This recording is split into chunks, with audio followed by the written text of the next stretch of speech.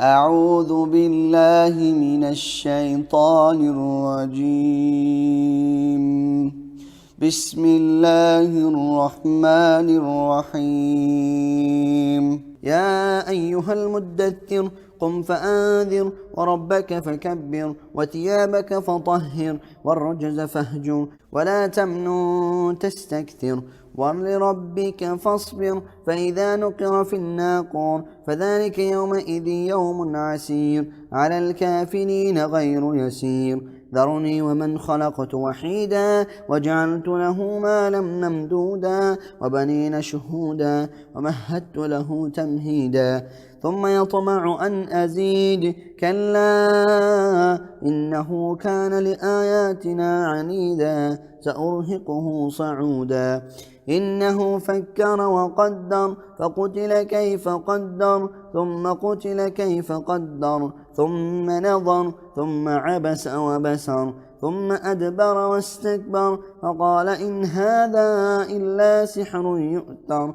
إن هذا إلا قول البشر سأصليه سقر وما أدراك ما سقر لا تبقي ولا تذر لواحة للبشر عليها 19 وما جعلنا أصحاب النار إلا ملائكة وما جعلنا عدتهم إلا فتنة للذين كفروا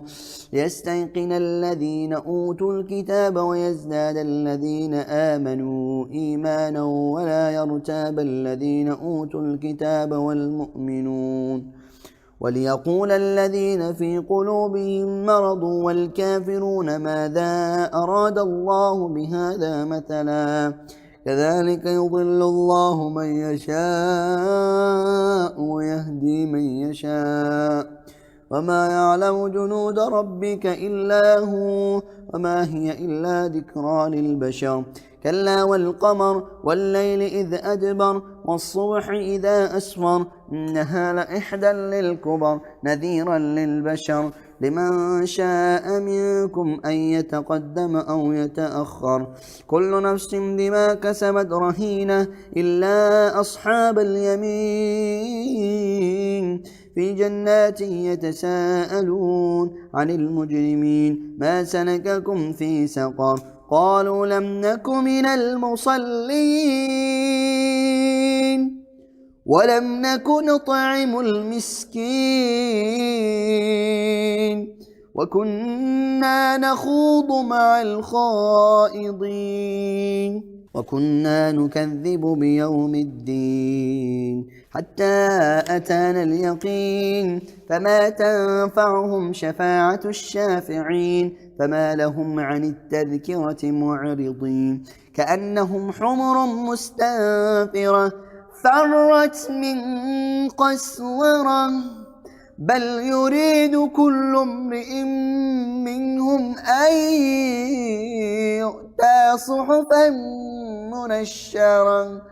كلا بل لا يخافون الآخرة كلا إنه تذكرة فمن شاء ذكره وما يذكرون إلا أن يشاء الله وأهل التقوى وأهل المغفرة.